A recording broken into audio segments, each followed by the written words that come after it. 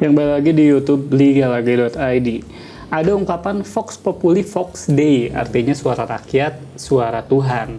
Ini biasanya digunakan oleh orang-orang yang berlatar jurnalisme seperti saya sama Enteng juga tahu ya Teng ya. Yang biasa disingkatnya itu adalah Vox Pop, atau saat kita mau wawancarai orang-orang. Kenapa kita mau wawancarai orang-orang? Itu karena kita menganggap bahwa suara rakyat itu harus didengarkan. Betul. Ya. Nah, meskipun ini tuh pada awalnya digunakan di dalam ruang sidang gitu di zaman dulunya tuh, kenapa ada ungkapan seperti ini. Nah, di demokrasi rakyat itu menjadi hal yang paling utama karena mereka yang menjalankan semua sendi pemerintahan mulai dari legislatif, yudikatif dan juga eksekutif. Legislatif dan eksekutif bahkan dipilih 5 tahun sekali. Iya. Enteng milih siapa Teng? Bisa lihat dari jari-jari saya. Oh, bisa lihat. Kayaknya nyoblos semua ya Teng. Iya, semuanya. Nah, sistem seperti ini tuh dianggap adil karena menerapkan keterwakilan. Meskipun ini pun ada kelemahannya di mana calon yang populer bisa jadi lebih berhasil. Contohnya Alfiansah Bustomi. Lihat.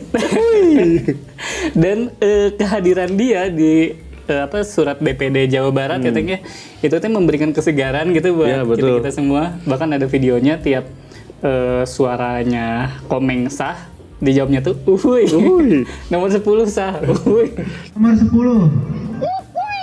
Yamaha semakin di depan, yang lain makin ketinggalan. Warawiring, weh. Politik kita butuh komedi sebenarnya. Butuh komedi karena udah terlalu komedi banget. Iya. Nah, popularitas ini juga yang dimanfaatkan oleh pesepak bola untuk jadi politisi. Meskipun tidak selalu naik, tapi potensi atau peluang mereka untuk naik jadi misalkan anggota DPR atau jadi kepala daerah itu jadi semakin besar. Contohnya kalau nggak salah Bio Paulin juga nyalek. Iya, nyalek Bio Paulin. Meskipun dia kemarin agak susah tuh masuk ke...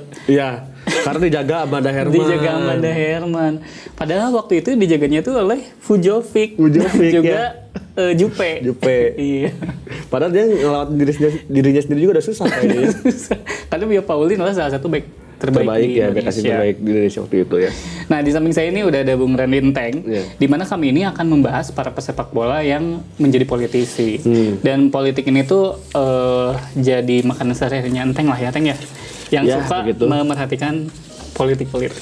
Ya, cari caleg-caleg yang berpotensi lah. Berpotensi, benar ya. Teng, kalau misalkan pesepak bola ya, opsi mereka setelah pensiun tuh biasanya apa aja sih, Teng? Ya biasanya kalau dari pesepak bola profesional itu nggak jauh dari pelatih gitu. Jadi pelatih biasanya. Iya. Bola-bola lagi ya Teng ya? Bola-bola lagi. Mayoritas hampir semua klub sepak bola sekarang gitu ya di dunia hampir semuanya itu pernah menjadi pemain sepak bola dulu. Iya. Bahkan di 3 pemimpinan klasemen sekarang gitu kan dilatih sama mantan pemain sepak bola. Inter sama Simone Inzaghi. Sekarang Manchester yang di puncak ya? Atau Liverpool? Liverpool. Ya, Klopp juga bekas pemain juga, ya pemain. Terus Madrid, Ancelotti bekas pemain sepak bola juga. Jadi hampir semuanya klub ini dilatih sama bekas pemain sepak bola. Bekas mantan pemain bola. Jose Mourinho pun pemain bola meskipun gak jago-jago amat. Jago amat ya, gitu. Terus ada di mana lagi Teng? Kalau sepak bola udah pensiun gitu? Ya selain jadi pelatih juga biasa di direksi sih biasanya. Ya. Di manajemen klubnya gitu ya? Bisa jadi direktur teknik gitu kan, terus kemudian ada wakil presiden, terus dewan kehormatan gitu kan. Bukan dewan perwakilan rakyat ya. Wah. Nanti kita bahas tuh DPR juga ada saya pemainnya gitu. Dan contoh-contohnya ada siapa aja Teng yang contoh. jadi dewan direksi? Kayak direksi di MU kan ada almarhum Bobby Charlton. Ya, sebagai dewan kehormatan. Terus Juventus sempat Nedved ya jadi wakil presiden Juventus kalau nggak salah gitu kan. Ya masih banyak lagi lah gitu kan. Oh, ini juga Teng, Edwin van der Sar. Oh iya betul, di Ajax ya. Jadi CEO-nya Ajax. Iya, CEO Ajax. Yang mana saya pernah ketemu di Jakarta. Betul. Terus ada nggak sih Teng kayak pemain bola yang emang udah jadi politisi pas masih main gitu? Saya ingatku sih itu Andriy Shevchenko. Terus ada Roman Pavlyuchenko. Ya, itu dari pemain itu udah terlibat sama politik sih gitu. Dan yang akan kita bahas sekarang kita bahas di episode kali ini. Nah, apalagi kan kalau misalnya kayak di negara-negara tertentu yang biasanya itu bukan negara maju gitu. Pesepak bola itu kan sering dianggap sebagai hero, sebagai pahlawan masyarakat gitu. Kalau misalkan di kita kayak bulu tangkis tuh Susi Susanti tuh hero banget gitu buat era itu karena dia berhasil mengangkat nama Indonesia lah. Jadi mereka itu pengen menjadikan pahlawannya di sepak bola jadi pahlawan di bidang politik juga. Ada contohnya nggak sih Teng yang kayak gitu, yang dianggap sebagai hero dan dia jadi politisi? Yang paling kentara tuh George Weah ya. George Weah. Jadi maksudnya kalau sekarang itu Liberia tuh ya paling tahunya kita dibentuk dimakan Konate, mungkin jadi era sekarang ya. Makan Konate mah Mali. Oh Mali ya? Mali. Oh Zarahan. Ini Zarahan. Fodai. Edi Fodai. Ya. Edi Fodai Zarahan juga kan Liberia. Iya, Zarahan Liberia. Nah, jadi buat era sekarang itu mungkin Liberia nggak terlalu nggak terlalu karena pemain-pemain di internasional juga nggak terlalu banyak muncul. Tapi tahun 90-an itu ada George Weah. Ya George Weah. Jadi dia bawa PSG juara gitu kan, terus kemudian bawa Champions juara. Yang paling kentara dia dapat Ballon d'Or. Yang dimana ada sepak bola dari Liberia yang mampu meraih sepak bola terbaik di dunia saat itu gitu, di awal 90-an. Benar. Terus ada siapa lagi Teng sepak bola yang jadi politisi? Ya selain George Weah yang udah pensiun itu Romario juga ya? Ya Romario dia di Brazil. Dia ini yang paling vokal juga soal penyelenggaraan final Piala Dunia. Pas saat Brazil 2014 dia paling vokal juga. 2014 ya berarti. Terus dia ini dapat suara terbanyak ke-6 di Rio de Janeiro. Ya Janeiro. Gitu. Jadi Romario ini setelah cemerlang di Barca, Barcelona, terus dan PSV gitu kan, akhirnya dia pensiun jadi politisi di Brasil. Iya, gitu. Apalagi kan mungkin kalau di Brazil ini dikenal karena instabilitas keamanannya ya Teng. Betul. Banyak gangster. Di mana mungkin masyarakat akar rumput gitu pengen ada yang bisa dibanggakan lah kali ya dari Brazil. Betul. Ya kayak film-film City of God lah. Gitu kan, di mana sepak bola dan politik bermain di sana di Brazil gitu. Benar. Gitu. Dan ya itu tipikal negara yang butuh hero. Kayaknya di Indonesia pun kayaknya masih butuh ya buat hero ya. Buat hero sangat-sangat butuh karena Indonesia udah kayak Gotham. Iya benar. Meskipun di Indonesia banyak hero yang udah pada tutup Teng. Wes. Pasti pernah beli coklat Swiss dulu kan banyak di kota ini apa? Nugget. Oh nugget. Yang warna ini gening, coklat nugget yang warna apa? Bungkusnya teh aluminium gitu. Ya berarti itu. Oh itu ya. Itu aku maksud itu. Iya. Terus ada siapa lagi Teng? Tadi ya Romario udah, George Weah juga kita bahas sedikit. Terus buat yang masih bermain juga ada ternyata. Masih bermain juga ada? Iya, itu Pavlyuchenko sama Shevchenko. Ya. Kalau bedanya kalau Pavlyuchenko ini dia udah masuk parpol gitu. Oh udah masuk parpol. Saat masih bermain ya? Masih bermain itu di Moskow. Kalau Shevchenko ini dia udah banyak menyebarkan kampanye politik. Kampanye politik. Ya. Ukraina ya berarti? Iya Ukraina, dia di Kiev. Terus si Shevchenko ini pas saat jadi pemain Dinamo Kiev, dia sama rekan-rekannya itu jadi juru kampanye juga pernah jadi juru kampanye untuk presiden. Dia bagian dari kampanye presiden. Kayak Ridwan Kamil lah ya. Ya gitu. Kayak gitu. Juru bicara kayak artis-artis gitu kan, gitu. Kayak Raffi Ahmad gitu-gituan gitu. Oh dia seperti jadi presiden ya?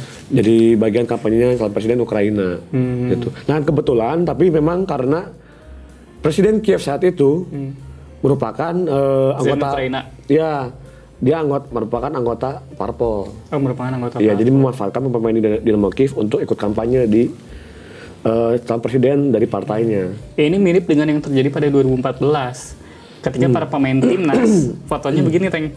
Oh iya. Yang mana kayaknya disuruh sama ketum PSSI-nya waktu itu.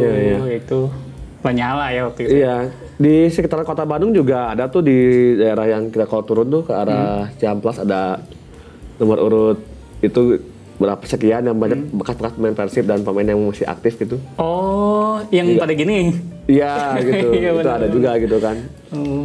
Seperti itu. Mana pada kalah ya, Teng. Iya, tetap tenang ya teman-teman, tetap kondusif. Terus kalau si Pavlyuchenko ini gimana, Teng? Ya Pavlyuchenko ini dia gabung partainya, dia tadi pemain tuh gabung partai. Kalau Pavlyuchenko kan cuma jadi alat gitu kan. Kalau Pavlyuchenko ini dia udah gabung. Dan cuman kononnya ada satu sisinya lucunya gitu. Dia tuh cuma jadi ikut parpol buat biaya tambahan. Oh. Mungkin buat beli tahu bulat kayaknya tambahan gitu. Buat ini apa namanya itu ya, penghasilan tambahan lah. Ya, jangan dari slot. Dari Bisa warung. jadi dari situ, Teng. Iya. Ya jadi seperti kayak iseng gitu ya dia. Gitu ketika di Spartak Moskow sebelumnya ke Spurs dia gabung sama Parpol karena Sempat gabung buat sama jajan tambahan. Bener. Begitu. Terus kalau nggak salah dia ini partainya siapa? Putin ya, kalau nggak salah ya? Ikut Iya betul, partainya Vladimir Putin. Oke. Ya kebetulan Pavlyuchenko ini dia salah satu penyerang andalan Rusia ya. Rusia, Jadi ya? sebelum direkrut sama si Spurs ini dia tampil bagus bareng Rusia gitu. Oke. Di kalau nggak salah Euro kalau nggak salah. Sebelum ke Spurs itu dia tampil bagus di Euro, akhirnya direkrut sama Spurs gitu. Spurs, ya. Terus kalau misalkan di negara-negara kayak yang monarki gitu, Teng, kayak di Inggris ada nggak sih, Teng, pemain bola yang jadi politisi? Ada nih. Ini Sol Campbell. Sol Campbell. Ya, Sol Campbell. Jadi Campbell ini sebenarnya dia mau jadi pas lagi di pemain juga sempat ada perdebatan, pas saat jadi politisi juga ada perdebatan juga gitu, ya. Sol Campbell ini. Jadi pemain kan dulu dia bekas kapten Spurs, terus pindah ke rival ke Arsenal, seperti ini gitu kan. Terus pas jadi terjun di dunia politik, dia ini juga perdebatan soal kurangnya keberagaman di timnas Liga Inggris, di timnas negara Inggris. Oh, timnas Inggris. Karena dia komentar itu gini, kenapa kapten Inggris itu selalu selalu kulit putih gitu, kebanyakannya. Pada saat itu kan si Campbell ini dia kapten di Arsenal, kapten di Tottenham. Waktu eranya dia itu merasa lebih layak jadi kapten daripada David Beckham, mungkin kayak gitu. Dan sampai sekarang pun juga ke sini kan kebanyakan kaptennya Inggris kan juga kulit putih gitu kan, Gerrard, Lampard gitu kan, terus Terry, terus Joe Hart gitu kan, sempat jadi kapten-kapten tuh di Inggris. Jadi mungkin itu yang dipertanyakan oleh Campbell dari zamannya dia itu, kenapa di timnas Inggris kebanyakan kurang keberagaman di segi kapten mungkin ya. Padahal kan di skuadnya kan banyak juga kulit hitam ya. Ada Sterling gitu kan. Bahkan yang jago-jagonya tuh justru yang kulit hitam. Ya betul, Bukayo Saka gitu kan. Tapi lebih khususnya dia ini menyoroti soal kapten sih, penunjukan kapten. Soal kaptennya ya. Gitu. Okay. Terus kan dia pernah mau nyalon jadi wali kota London ternyata. Ya dia gagal jadi dia kalah suara lah untuk menyalon jadi wali kota di London gitu kan. Kalah sama Ridwan Kamil. Kayaknya kalian sama Yana. Yana. Gimana Pak Yana di penjara? Tapi ini menarik ada di soal Campbell soal keberagaman ini. Dia ini mampu menarik banyak suara dari orang-orang kulit hitam di iya benar. Gitu kan. Karena mungkin yang menggambarkan keterwakilan juga kali ya, Teng. Betul, ya. Jadi isu warna kulit ini sangat dibawa oleh kampanye politiknya Sol Campbell. Karena kan di Inggris sekarang udah bukan kayak Rusia yang kayak mayoritas kulit putih gitu. Iya. Di Inggris tuh udah beneran multikultural banget ya. Betul. Apalagi di London. Lah, gitu. Ya apalagi di London ya gitu kan. Klub bolanya aja ada banyak gitu kan. Apalagi rasnya gitu. Gitu. Kan Perdana Menteri Inggris sekarang aja keturunan India ya. Iya. Tuh, jadi bisa gitu orang keturunan memimpin negara yang baru didatanginya gitu ya. Teng. Betul. Kalau si Campbell yang gagal jadi nyalonnya, saya jadi inget ini, Teng, Atep. Oke. Yang dia gagal nyagup di nyagup lagi calon wakil bupatinya Kabupaten Bandung. Dan Teng tahu kalahnya sama siapa? Sama kalau nggak salah sama Sahrul ya. Kenapa bisa kalah? Kalah goyang. Bukan dong, karena Sahrul dibantu sama Om Jin. Oke. Jun ya. Iya, betul. Kuburin 3 permintaan. Kurang asapnya ini. Selain Atep juga kalau nggak salah tuh dia ada juga Marcus Horizon. Cuman dia gabung partai politik. Banyak sih pemain sepak bola Indonesia ini gabung parpol juga cukup banyak selain Atep. Nah kalau menurut Teng, ini mah bukan mendiskreditkan pemain bola lah gitu ya. Cuma kan pemain bola ini kebanyakan mereka menjalani hidupnya tuh hanya sepak bola gitu. Artinya ada hal-hal yang dikeluarkan kayak misalkan pendidikan. Mostly kan kayak SMP SMA ya cuma kayak terdaftar aja di situ gitu, tapi dia tiap hari latihan. Nah kalau menurut Teng, ini tuh ada peran besarnya nggak sih Teng kalau untuk dia nyalon gitu? Apakah dia beneran bisa kredibel nggak sih kalau jadi nyalon atau jadi wakil rakyat misalkan? Ini sebenarnya mirip-mirip George Weah ya sebetulnya ya. Ya mungkin akan kita bahas di episode berikutnya. Jadi George Weah ini sama mungkin seperti dengan rutinitas yang sepak bola pada umumnya dilakukan. Begitupun di Indonesia gitu kan. Dia itu saat jadi Weah ini ketika mau jadi presiden, sebelumnya dipertanyakan soal pendidikannya gitu kan. Soal pendidikannya.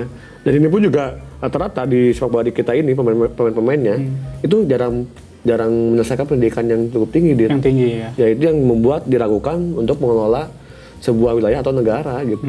Karena latar belakangnya juga gitu. Mungkin kalau untuk jadi wakil rakyat masih oke kali ya. Karena mungkin ya dia mewakili ratusan ribu pesepak bola yang ada mungkin kan. Iya, kalau dia bisa dengan tepat ya, misalnya dia komisi berapa yang mengurusi olahraga mungkin oke. Benar. Tapi kalau misalnya dia misalnya dari olahraga gitu kan, dia kepilih sebagai dewan atau apapun yang nggak ngurusin olahraga atau hal lain, dia kayaknya nggak cocok. Kan lemahnya di kita tuh kan kebanyakan orang-orang menganggap yang mereka percaya itu adalah orang yang viral dan yang terkenal populer gitu kan. Sementara kan sebenarnya harus jauh lebih dari itu, digali lebih dari itu lagi gitu. Wah, menarik ya Teng ya. Jadi Teng kalau kata Teng gimana nih kalau soal sepak bola yang nyalek bukan cuma di Indonesia ya, tapi secara ya itu sih hak politis setiap orang ya. Terus hak konstitusi juga sebagai manusia gitu kan, sebagai warga negara gitu kan, itu nggak ada yang salah. Cuman ya tolong bicara aja ya dengan sesuai kapasitasnya dan kemampuannya. Jadi jangan janji yang nggak penting gitu ya, gitu. Gratiskan BBM misalnya gitu kan, atau apapun mendamaikan Palestina dengan semudah itu kan juga susah gitu ya maksudnya. Ya bikin janjinya lebih elegan aja, yang lebih realistis, misalnya memperkaya atau memperbanyak SSB gitu kan, gitu kan, atau enggak perbanyak lapangan dulu, perbanyak lapangan sepak bola gitu, terus adanya tempat gym gratis gitu kan, ya dinikmati oleh masyarakat. Agar Indonesia lebih sehat gitu kan, biar nggak masuk angin gitu, biar nggak GERD. Kalau lagi udah usia kayak Teng ini kan harus ya rentan gitu, rentan gitu kan. Mungkin lebih itulah, atau saya menurunkan harga tiket pertandingan. Seperti jadi mungkin janjinya lebih tepat sasaran dan realistis aja gitu sih. Ya itu tadi ya pembahasan kami soal para pesepak bola yang beralih menjadi politisi. Jangan kemana-mana, tetap di YouTube Liga Laga.id karena setelah episode ini kami akan membahas George Weah yang menjadi presidennya Liberia. Bye.